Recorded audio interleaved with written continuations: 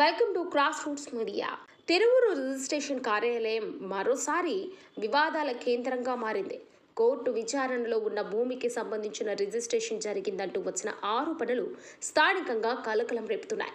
Court ఆదేశాలు, revenue ధృవీకరణ పత్రాలు, రిజిస్ట్రేషన్ ప్రక్రియల మధ్య తలెత్తిన ప్రశ్నలకు ఇప్పటికీ స్పష్టత రాకపోవడంతో భూ యజమానుల్లో ఆందోళన వ్యక్తమవుతుంది.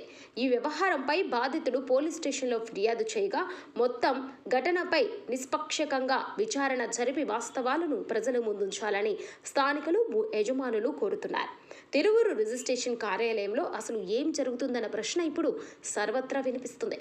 కోర్టు వివాదంలో ఉన్న భూములపై రిజిస్ట్రేషన్ తిరువురు పరిధిలోని కొన్ని భూములపై గతంలోనే కోర్టు స్టేటస్ కో ఆదేశాలు ఉన్నట్లు బాధితుడు చెబుతున్నాడు. అలాంటి భూములకు సంబంధించి రిజిస్ట్రేషన్ జరగడం స్థానికంగా చర్చకు దారితీసింది.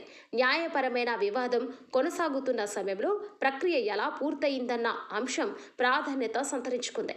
సంబంధిత రికార్డులు, అనుమతులు పరిశీలించవలసిన అవసరం కనిపిస్తోంది.